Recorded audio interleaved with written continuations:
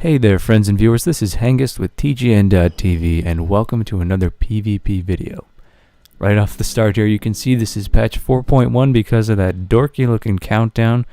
Counts down from 10 but in reality it's more like 12 seconds. Not really sure what's going on with that. Anyways guys, we got a battle of Twin Peaks here and you're going to notice that my gear level is not normal. It's a lot lower than usual. Why is that? Because I'm Restoration Spec today. That's right. A lot of you have been asking for some healing in Battlegrounds, healing in PvP in general. So I'm bringing you some Resto Druid. This is a PvP spec. And I'm wearing mostly bloodthirsty gear. I've got about 2800 resilience because I've chosen to go with the 2-set bonus. That means I've got 2 parts balance, 3 parts restoration, just so I can utilize that bonus 400 resilience from each set, giving me an extra 800 resilience just from doing that. So to me, resilience is more valuable to you than even intellect when you're healing, because when you're a healer you get targeted so damn much that you have to have that damage reduction if you want to survive. I mean, it's more valuable than spell power. So because I'm a druid, I decided to run the flag, and a lot of people know these days that Resto Druids are pretty much the best flag runners. Now I know I said that something along those lines for Feral, but the reality is in patch 4.06, when Feral shapeshifting was changed, now Restoration Druids have a base ability known as Disentanglement, which maintains that same shapeshifting out of the rooting and snaring effects that every Druid used to have. So that's the most valuable part about running the flag as a Druid, but they also have increased movement speed and can heal while moving better than any other class. So Restoration Druids really are the best pick for flag running, especially if you're stacked with high resilience. Now I have a fair amount of PvE gear, I believe 2 or 3 pieces plus my staff. So not the most geared player, but you know, I'm pretty experienced with resto heals. I know what I'm doing. So my team knows that. We got this Feral Druid who just opened on me. I tried to bash him in bear form, but it was dodged. That's pretty common. I mean, you should never not use feral abilities in Restoration Spec because of your expertise rating, but expertise as a healer, maybe as like a Holy Paladin and Resto Druid, is kind of similar to spell penetration. I mean, when you're feral, you want a little bit of spell pen so you can pull off your cyclones. I would definitely not suggest you try to stack expertise as a Resto Druid, but it's an interesting concept to think that you would need expertise to pull everything off as a Resto Druid. So I'm getting opened on here by 3 players. I got an Enhancement Shaman behind me, a Feral Druid who just got done with his Berserk, I believe, and also a Shadow Priest who's doing full damage to me. So I was forced to use bear form, even used my preemptive innervate because I have to regrowth spam here. Regrowthing in tree form is an instant cast, which makes it healing while running in tree form very, very easy, but also very mana costly, so you have to be careful you don't run out of mana.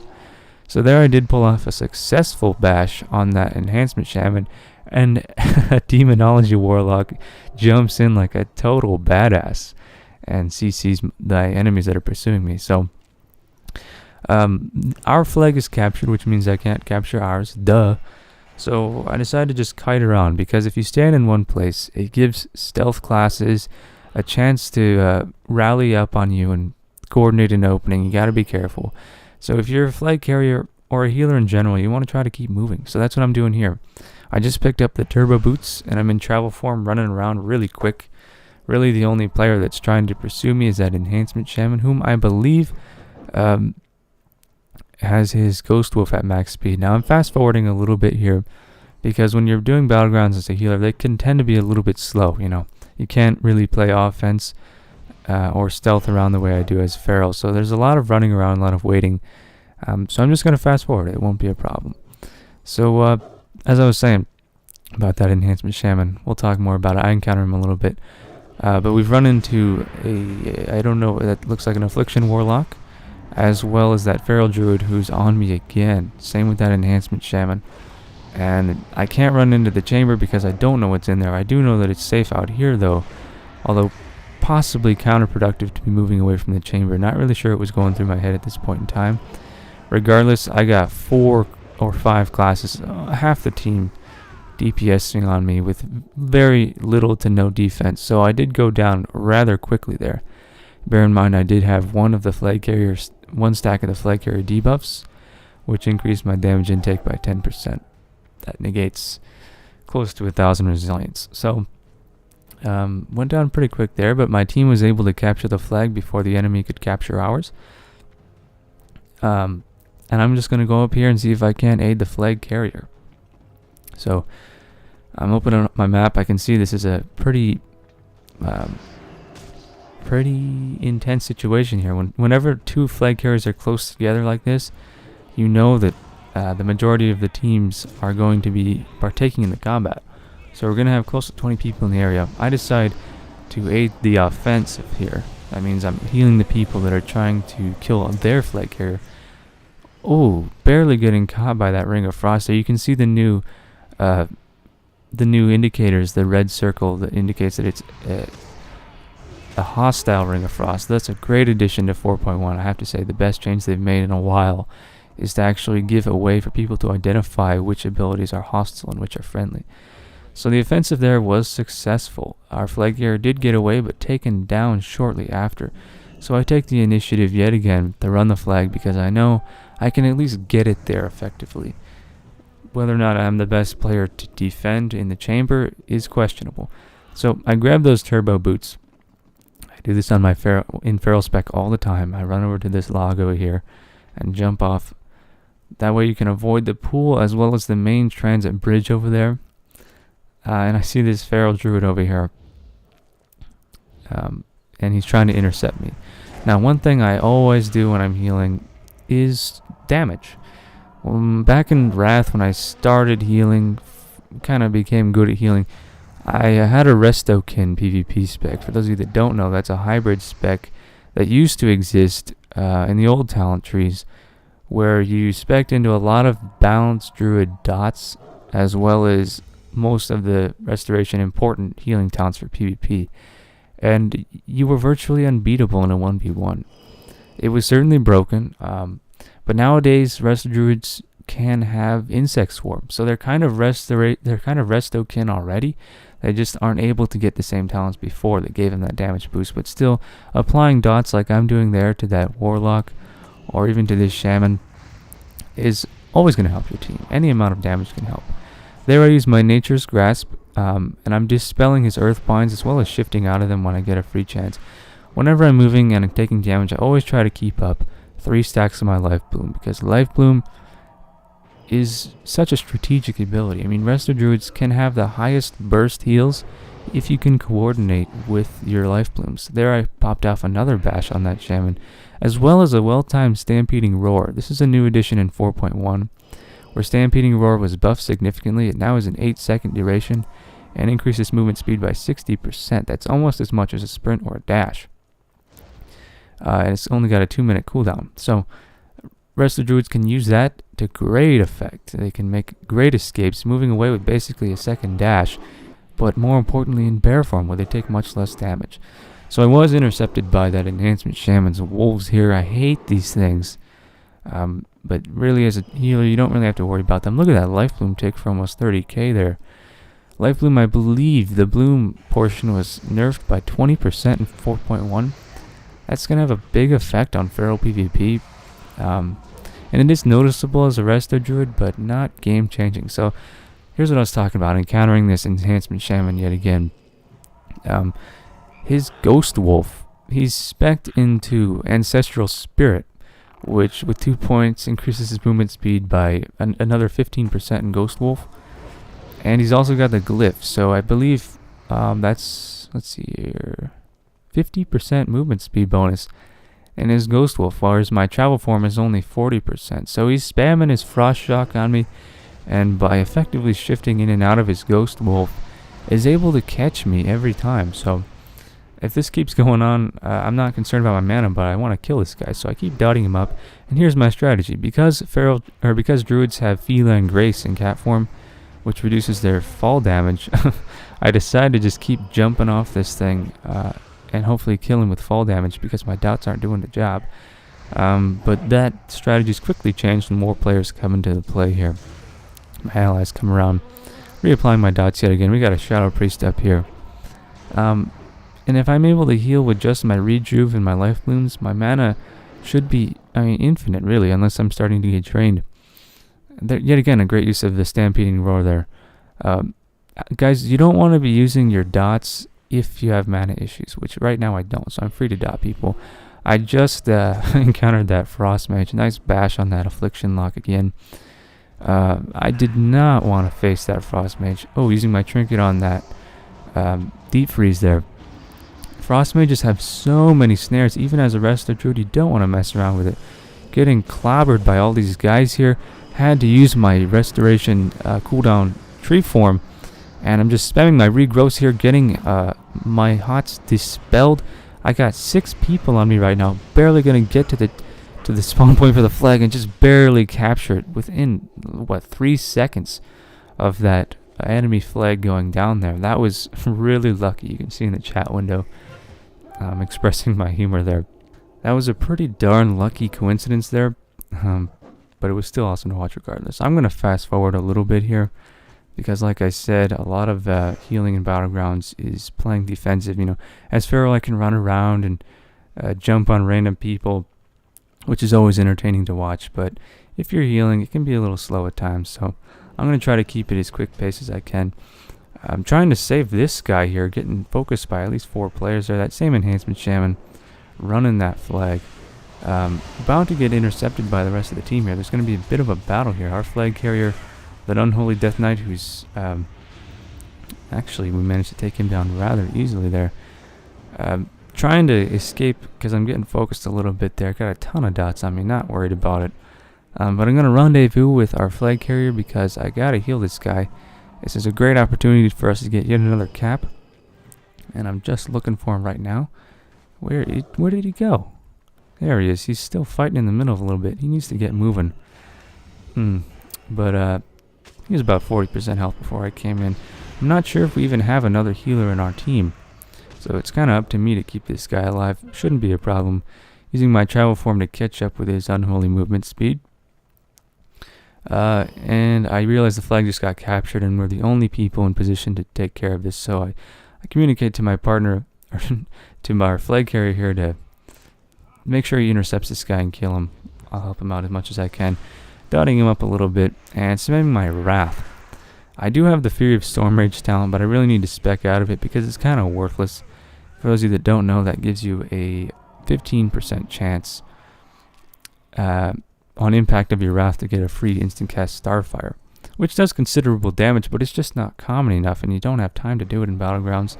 So I really think Blizzard needs to redo that ability. Perhaps give it a chance to proc off your dot ticks instead of Wrath spam, because nobody has time to cast Wrath in a Battleground or arenas. So here we go. That was a great capture there. Great positioning on my team's part, intercepting their carrier. Not entirely intentional. I mean, not really any of the stuff that happens in random Battlegrounds is intentional. But I've been doing a little bit of rated Battlegrounds lately, and I have to say it's definitely the most fun I've had in WoW for a while.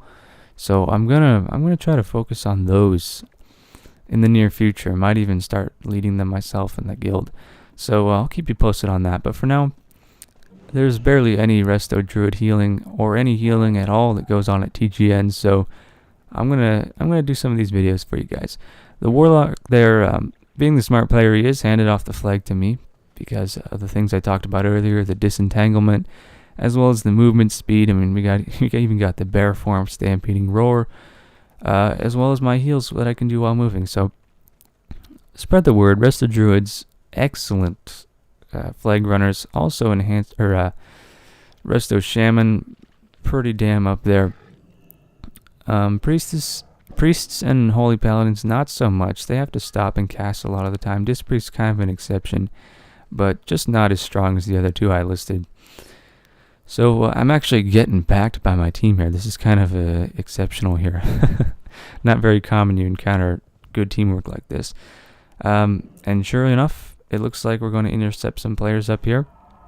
There's at least one Shadow Priest in there, terribly undergeared. Doesn't even have 100,000 stamina or hit points there. Missing with a Moonfire? What? There we go. He's going to get destroyed. Trying to use my Fury of Stormrage, but I swear I haven't even procced the Starfire in a battleground. I don't even know how long it's been. And I've tested on the dummy RNG, all that stuff. And it's accurate. The percentages are working properly. It's just totally impractical. So here, I'm trying out a different strategy. Everyone expects the flag carrier to be standing on the spawn point for the flag.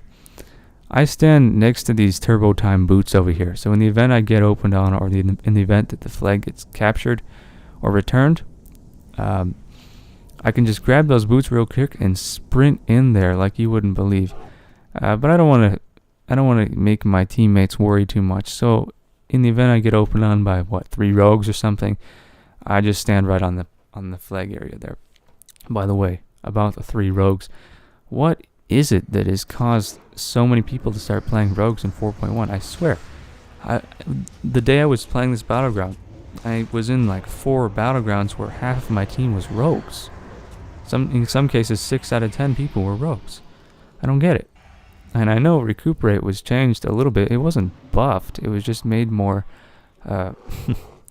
likable to the other specs outside of combat. So, okay, so you gotta pay attention to this upcoming part here. I stay in bear form, and because I take reduced damage there. Shadow Priest getting opened on by this warrior. Gonna dot him up a little bit. It's a prot warrior. Lots of people have been playing prot as well. And there we go. I just got ambushed by 2 rogues and a feral druid. Great fear there by the priest. I go tree form and try to spam my regrowths, but I'm just getting stun locked to hell. I took so much burst damage, but did you see what happened there? I had 1 or 2 stacks of my flag carrier debuff, and look at that exchange right there. I went down. The alliance flag went down just about a second before the horde flag was captured again. So what does that mean? It means that our flag carrier inherited that debuff from that long duration that I had the flag. So he's got I think he's got 2 stacks of the flag carrier debuff, which means he takes 20% increased damage, as well as he takes a hit to his movement speed as well. So that was really unlucky. In fact, if I were the flag carrier and I noticed that happen, I would drop it and pick it back up again, because that means in the time it takes him to run to our base, he's probably going to get that 3rd stack, which, there he goes, he's got 2 stacks. He's probably going to get the 3rd one where he gets terrible movement speed. So, contrary to the downside of that, their flag carrier has the same debuffs right now, so it's going to be crunch time. Flag carriers are super vulnerable. This is something that Blizzard added in 4.06 to make sure Warsong Gulch and Twin Peaks didn't become a stalemate of flag carriers camping in the chambers. So he's taking a lot of damage there, 20% bonus damage. It's tough to heal through that if there's more than a few classes attacking him, but I'm able to pull it off, as well as his good heroic leaps and some great CC there by that Death Knight. Got my 3 stacks of Life Bloom on him, and right now he's got the 3rd stack of the flag carrier debuff. You can see how slow he starts to move momentarily here. He's even got a rogue on him. And you cannot dispel the debuff whatsoever. There he goes. He's got a snare on him, but it doesn't matter because the debuff is not dispellable from the flag carrier. So he's so vulnerable right now. And pretty soon the team's going to catch on. There goes a great heroic leap again. That feral druid could solo him no problem if he's able to shred from behind like that. So I got to keep this guy up, but it doesn't look like I'm going to be able to. He's got too many dots on him. And he goes down like nothing right there. But I'm able to pick up the flag really quickly there. Even going for my cat form dash here, trying to increase my movement speed. I've got 4 stacks of that debuff. That's 40% additional damage that I'm taking. And I realize I don't care how much healing. I could get soloed by pretty much anyone right now. So I got to keep this feral off me. There goes my Nature's Grasp.